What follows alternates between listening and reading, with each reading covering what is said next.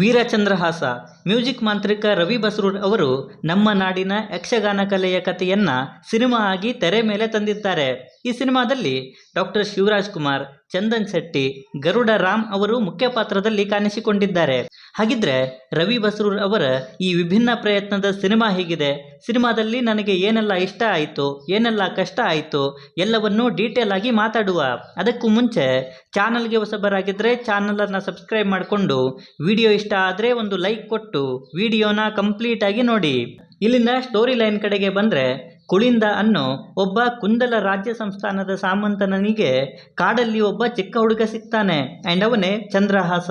ಹಾಗಿದ್ರೆ ಈ ಚಂದ್ರಹಾಸ ಬೆಳೆದು ಹೇಗೆ ವೀರಚಂದ್ರಹಾಸ ಆಗ್ತಾನೆ ಅನ್ನೋದೇ ಸಿನಿಮಾ ಆ್ಯಂಡ್ ಅದನ್ನು ನೀವು ಸಿನಿಮಾದಲ್ಲೇ ನೋಡಿ.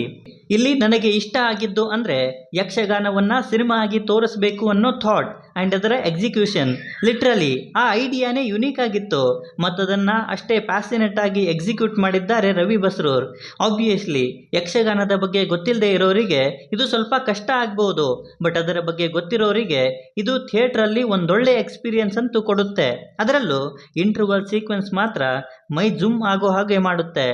ಬ್ಯಾಕ್ಗ್ರೌಂಡ್ ಸ್ಕೋರ್, ರವಿ ಬಸ್ರೂರ್ ಅವರ ಸ್ಟ್ರೆಂತ್ ಬಗ್ಗೆ ನಮಗೆ ಗೊತ್ತು, ಬಟ್ ಇಲ್ಲಿ ಬ್ಯಾಕ್ಗ್ರೌಂಡ್ ಸ್ಕೋರ್ ಕೂಡ ಸಿನಿಮಾಗೆ ಜೀವ ತುಂಬಿದೆ ಅಂತಾನೆ ಹೇಳ್ತೀನಿ. ಯಕ್ಷಗಾನ ಆ್ಯಂಡ್ ಅದಕ್ಕೆ ತಕ್ಕ ಹಾಗಿರುವಂತಹ ಬ್ಯಾಕ್ಗ್ರೌಂಡ್ ಸ್ಕೋರ್ ಸಖತ್ ಫೀಲನ್ನು ಕೊಡುತ್ತೆ. ಈವನ್ ಸಾಂಗ್ಸ್ಗಳು ಕೂಡ ತುಂಬ ಸಖತ್ ಫೀಲನ್ನು ಕೊಟ್ಟವು. ಮ್ಯೂಸಿಕ್ಗೆ ಯೂಸ್ ಮಾಡಿರುವಂಥ ಇನ್ಸ್ಟ್ರೂಮೆಂಟ್ಸಿಂದ ಅದು ಬೇರೆ ಲೆವೆಲ್ನ ಫೀಲ್ನ ಕೊಡ್ತಾ ಇತ್ತು. ಒಟ್ಟಿನಲ್ಲಿ ಸಿನಿಮಾ ಸ್ಟಾರ್ಟಿಂದ ಹಿಡಿದು ಎಂಡ್ ಆಗೋವರೆಗೂ ಬ್ಯಾಕ್ಗ್ರೌಂಡ್ ಸ್ಕೋರ್ ಮಾತ್ರ ಸಖತ್ ಗ್ರಿಪ್ಪಿಂಗ್ ಆಗಿತ್ತು. ಇನ್ನು ಆರ್ಟ್ ಡಿಪಾರ್ಟ್ಮೆಂಟ್ ಮತ್ತು ಕಾಸ್ಟ್ಯೂಮ್ ಡಿಪಾರ್ಟ್ಮೆಂಟ್ನವರಿಗೂ ಕೂಡ ಒಂದು ಅಪ್ರಿಷಿಯೇಷನ್ ಬರಬೇಕು. ಯಾಕೆಂದರೆ ಅಲ್ಲಿ ಬೇರೆ ಪ್ರಪಂಚವನ್ನು ಸೃಷ್ಟಿ ಮಾಡಬೇಕಿತ್ತು ಆ್ಯಂಡ್ ಅದರಲ್ಲಿ ಈ ಎರಡು ಡಿಪಾರ್ಟ್ಮೆಂಟ್ನವರು ಕೂಡ ಒಳ್ಳೆ ಕೆಲಸವನ್ನೇ ಮಾಡಿದ್ದಾರೆ.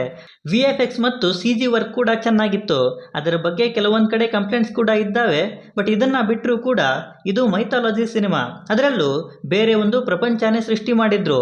ಹೀಗಿರಬೇಕಾದ್ರೆ ಆ ಲೋಕಕ್ಕೆ ಅಲ್ಲಿನ ಭಾಷೆಗೆ ಅಡ್ಜಸ್ಟ್ ಮಾಡಿಸೋದು ವಿಜುವಲ್ ಮೀಡಿಯಾ ಆ್ಯಂಡ್ VFX ಮತ್ತು CG ವರ್ಕ್ ಅದಕ್ಕೆ ಚೆನ್ನಾಗಿ ಸಪೋರ್ಟ್ ಮಾಡಿದೆ ಅಂತಾನೆ ಹೇಳ್ತೀನಿ. ಇನ್ನು ಪರ್ಫಾರ್ಮೆನ್ಸ್ ಕಡೆಗೆ ಬಂದರೆ, ಶಿವರಾಜ್ ಕುಮಾರ್ ಅವರು ಸಿಂಗನಲ್ಲೂರು ರಾಜ ಶಿವಪುಟ್ಟಸ್ವಾಮಿಯಾಗಿ ನೆಕ್ಸ್ಟ್ ಲೆವೆಲಲ್ಲಿ ಕಾಣಿಸಿಕೊಂಡಿದ್ದಾರೆ. ಆ ಕ್ಯಾರೆಕ್ಟರ್ನ ಆರ್ಕ್ನ ಅರ್ಥ ಮಾಡಿಕೊಂಡು ಶಿವಣ್ಣ ಅವರು ಅಷ್ಟೇ ಆಥೆಂಟಿಕ್ ಪರ್ಫಾರ್ಮೆನ್ಸನ್ನು ಕೊಟ್ಟಿದ್ದಾರೆ ಆ್ಯಂಡ್ ಅದೇ ಸಿನಿಮಾಗೂ ಕೂಡ ಒಂದೊಳ್ಳೆ ವ್ಯಾಲ್ಯೂವನ್ನು ಆ್ಯಡ್ ಮಾಡಿದೆ ಅಂತ ಹೇಳ್ತೀನಿ. ಇನ್ನು ಪ್ರಸನ್ನ ಶೆಟ್ಟಿ ಅವರು ಕೂಡ ಇಂಪ್ರೆಸ್ ಮಾಡ್ತಾರೆ. ಆ ಕ್ಯಾರೆಕ್ಟರ್ ನೆಗೆಟಿವ್ ಕ್ಯಾರೆಕ್ಟರ್ ಆಗಿದ್ದರೂ ಕೂಡ ಆ ಕ್ಯಾರೆಕ್ಟರ್ನ ಬರ್ಕೊಂಡಿರೋದು, ಈವನ್ ಪ್ರಸನ್ನ ಶೆಟ್ಟಿ ಅವರು ಅದನ್ನು ನಿಭಾಯಿಸಿರೋದು ಕೂಡ ಇಂಪ್ರೆಸಿವ್ ಅನ್ನಿಸ್ತು ನನಗೆ. ಇನ್ನು ಚಂದನ್ ಶೆಟ್ಟಿ, ಗರುಡ ರಾಮ್ ಅವರು ಕೂಡ ಪ್ರಮುಖ ಪಾತ್ರಗಳಲ್ಲೇ ಕಾಣಿಸಿಕೊಂಡಿದ್ದು, ಅವರು ಸಹ ಅವರಿಗೆ ಕೊಟ್ಟ ಪಾತ್ರಗಳನ್ನು ಚೆನ್ನಾಗಿ ನಿಭಾಯಿಸಿದ್ದಾರೆ.